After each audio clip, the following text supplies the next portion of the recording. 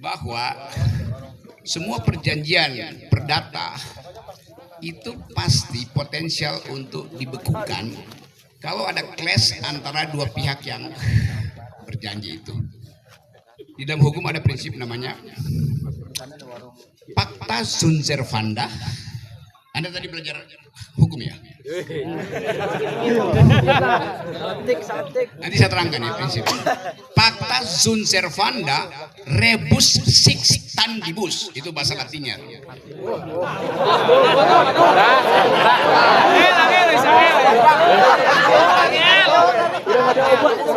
Gak usah takut. Karena Mahfud MD pun nggak paham itu.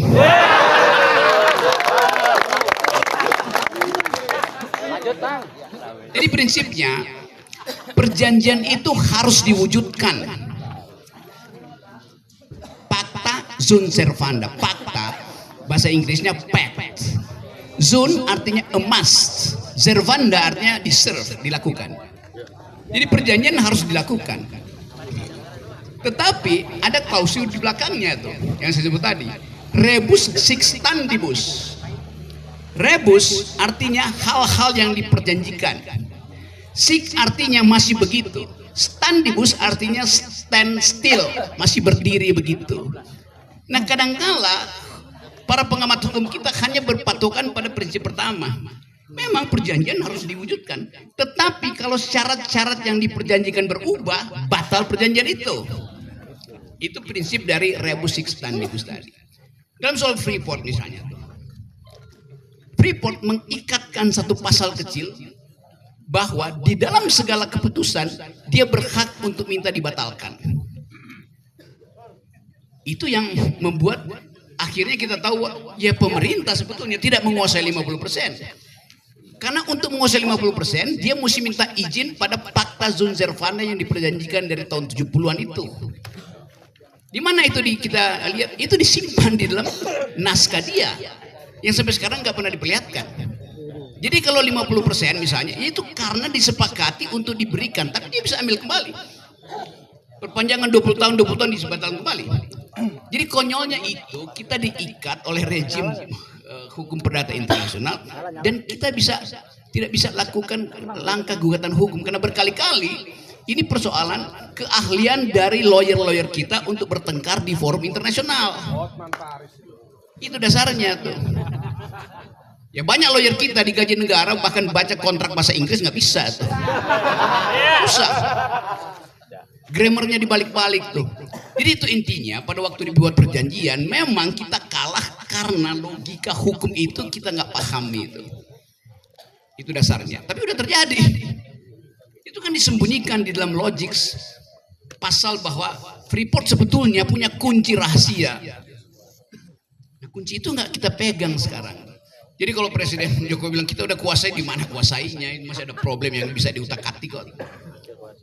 Nah itu pentingnya kalau kita kalau kita ikuti misalnya prinsip dari secara umum, pengadilan kita memang seolah-olah diserahkan pada si hakim aja yang nanti diputuskan. Padahal ada undang-undang di mana kita mesti follow undang-undang itu. Itu yang disebut Anda tadi, betul, civilian hukum sipil. Bahwa hukum itu hanya disebut hukum kalau diatur di dalam tradisi hukum yang tertulis itu. Lain misalnya dengan common law di negara-negara Anglo-Saxon, di mana putusan hakim harus menjadi dasar bagi putusan hakim berikutnya tuh. Namanya stare decisis. Nah kita sebetulnya di dalam soal bisnis, kebanyakan hukum bisnis kita itu kita bikin kesepakatan mengikuti prinsip-prinsip hukum British, yaitu tidak memerlukan keputusan melalui buku kitab hukum itu. Nah kalau pidana oke, tapi kalau perdata kan banyak perjanjian kita dilakukan di Singapura pakai hukum Anglo-Saxon tuh. Jadi kalau di buruh protes bilang ya silakan masuk intervensi ke dalam sistem internasional yang ada di Singapura. Dari segi itu kita kalah, bukan kalah, dikalahkan. Sebetulnya tadi pemerintah membantu buruh untuk melakukan protes terhadap perjanjian perdata yang dibuat oleh korporasi. Dalam tradisi hukum perburuhan itu adalah pengertian dasarnya pemerintah harus membela hak buruh apapun yang diminta oleh buruh. Itu dasar hukum perburuhan. Bukan netral, nggak bisa pemerintah netral. Biarkan berkelahi antara buruh dan si pemilik modal.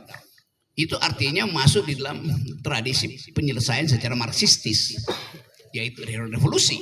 Ada ketegangan kapital di situ, maka terjadi problem eksploitasi. Tetapi hukum perburuan itu mengikuti prinsip sosialistis, bukan prinsip kapitalistis. Sosial demokrat di Eropa, yaitu buruh harus dilindungi oleh negara, oleh pemerintah, bukan negara tidak berpihak.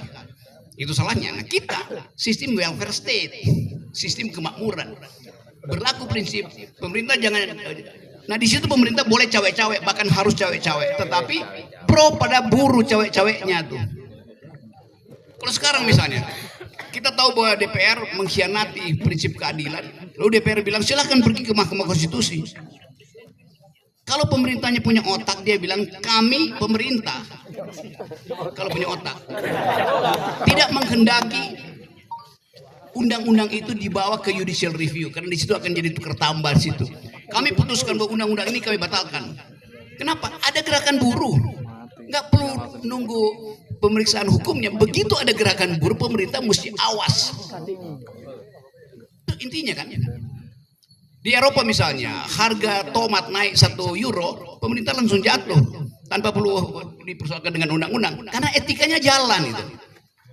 Petani marah, udah, pemerintah oke, saya salah. Walaupun dia bisa menang di pengadilan, tapi dia tahu dia salah. Kenapa? Karena kemarahan petani, nggak perlu dibuktikan kemarahan itu.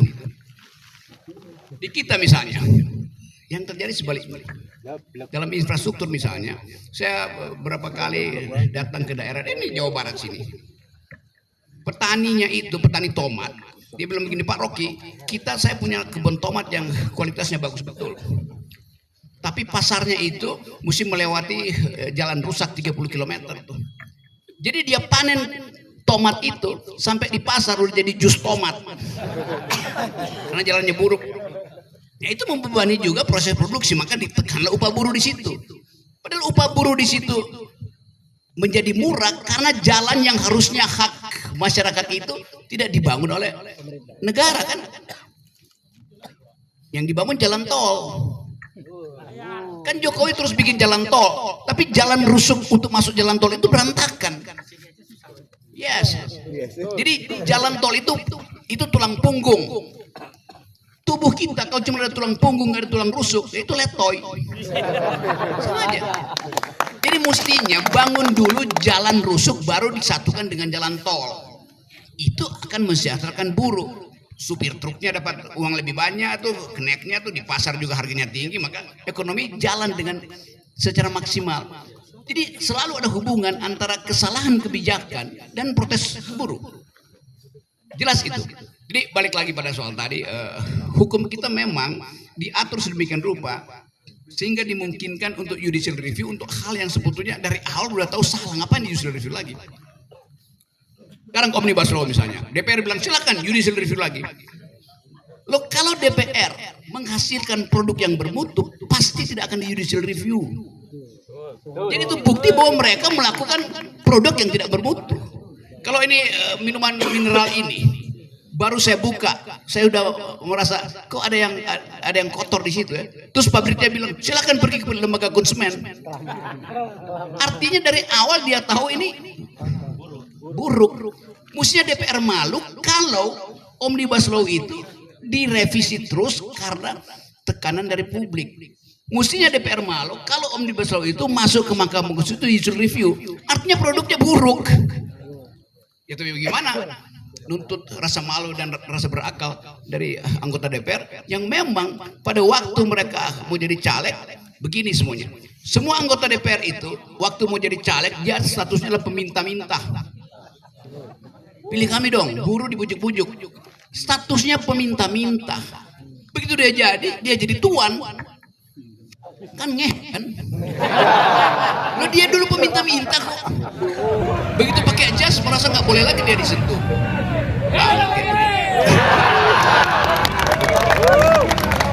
Oke, pada problem yang ketiga, memang seolah-olah tidak ada kaitan ideologis antara gerakan buruh dan gerakan mahasiswa. Seolah-olah tidak ada kaitan ideologis. Tapi itu keliru. Kemarin saya di Makassar, 2 hari 3 hari lalu di Makassar kasih ceramah di mahasiswa Universitas Islam Negeri Makassar. Betulnya itu mestinya dibikin di kampus, tapi rektornya takut karena ada 10.000 mahasiswa. Rektornya nggak melarang, rektornya bilang oke, tapi ini terlalu besar nih Pak Rocky, ini 10.000 nih, pindah nggak di tempat yang lain kira-kira 3.000, tapi itu artinya kira-kira 5.000 juga yang pindah di situ, karena alasan itu. Saya kasih ceramah di tengah jalan, mahasiswa angkat tangan, Pak Rocky bisa nggak saya interupsi itu? Oke, apa? Bisa nggak dipersingkat ceramahnya? Kenapa? Karena di depan kita udah sediakan ban bekas buat dibakar. Ada kemarahan publik tentang itu. Jadi hari ini ban bekas nih. Ya. Jadi ada kemarahan publik yang mencari outlet, sama dengan buruh, marah karena ketidakadilan. Jadi buruh dan mahasiswa dipersatukan oleh ketidakadilan. Bedanya adalah mahasiswa mencoba mengolah konsep keadilan itu di dalam ruang diskusi. Buruh sudah mengalami itu. Jadi ini cuma soal momentum untuk dapat crossfire, klik antara kepemimpinan intelektual dan kepemimpinan massa. Kan tuntutan buruh kan jelas, itu pointernya jelas. Mahasiswa berupaya untuk membaca kepentingan buruh itu dan ditafsirkan secara akademis. Jadi pasti akan ada momentum untuk melibatkan itu.